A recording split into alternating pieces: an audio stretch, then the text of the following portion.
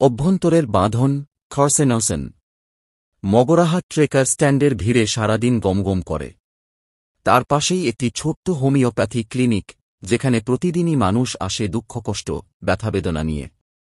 সেদিন বিকেলের দিকে এক অদ্ভুত রোগী এসে বসল। মুখশ্রী শান্ত, কিন্তু চোখে ছিল গভীর দুঃখের রেখা। অল্প বয়সে চুল পাকতে শুরু করেছে, গায়ে দুর্বলতা স্পষ্ট।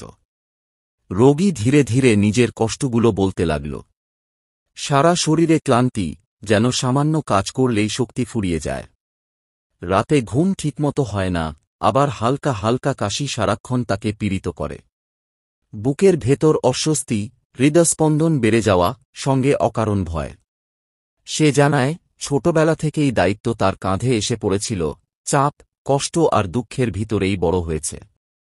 এই মানসিক আঘাত যেন এখন শরীরে ছাপ ফেলেছে। খাবারের ব্যাপারেও লক্ষণগুলো স্পষ্ট। সে নাচোস, চকোলেট, কফি, এইসব অদ্ভুত জিনিসের প্রতি আকৃষ্ট। কিন্তু তৈলাক্ত খাবার কিংবা দুধ সহ্য হয় না। খাবারের পর অজীর্ণ, পেটে গ্যাস আর জ্বালাভাব তাকে পীড়িত করে। ঘাম হয় অতিরিক্ত, বিশেষ করে রাতে বালিশ ভিজে যায়। আবার পিপাসা কখনো খুব বেশি, কখনো একেবারেই নেই।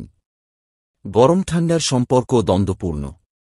ঠান্ডা বাতাসে শরীর শীতল হয়ে যায়, অথচ গরমেও আরাম পায় না।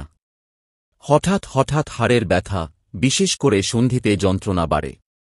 ডাক্তারবাবু লক্ষ্য করলেন, এখানে খরসেনসেনের ছবি স্পষ্ট। শৈশবের দুঃখ আর মানসিক আঘাত, অতিরিক্ত দায়িত্ব, পারিবারিক ক্যান্সারের ইতিহাস, সব মিলিয়ে রোগীর দেহমনে ভারসাম্য হারিয়েছে। মায়াজমিক বিশ্লেষণে বোঝা গেল, এখানে একাধিক মায়াজম কাজ করছে। সোয়ার ক্লান্তি, সাইকোসিসের গোপন প্রবণতা, সাইফেলসের ধ্বংসাত্মক প্রবণতা আর কেবল মায়াজমের অস্থিরতা মিলেমিশে আছে। রোগীর কথায় বারবার উঠে আসছিল হতাশা, আমি কখনো ভালো হব না। ডাক্তারবাবু শুধু ওষুধ নয়, তাকে সাহসও দিলেন।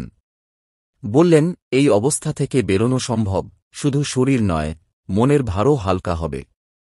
ক্লিনিকের বাইরে তখন হইচই, যাত্রীরা বাস ধরছে, বিক্রেতারা হাঁক দিচ্ছে। তার মাঝেই এক ক্ষুদ্র চেম্বারে মানবিকতার আলো ছড়িয়ে পড়ল। রোগী ধীরে ধীরে দাঁড়িয়ে উঠল, চোখে একটুখানি আশার ঝিলিক। খরসেনসেন এখানে শুধুই একটি ওষুধ নয়, এটি এক গভীর বাঁধন থেকে মুক্তির পথ, যেখানে সমাজসেবামূলক চিকিৎসা মানুষকে শুধু সুস্থই করে না, জীবনের প্রতি নতুন আস্থা ফিরিয়ে দেয়।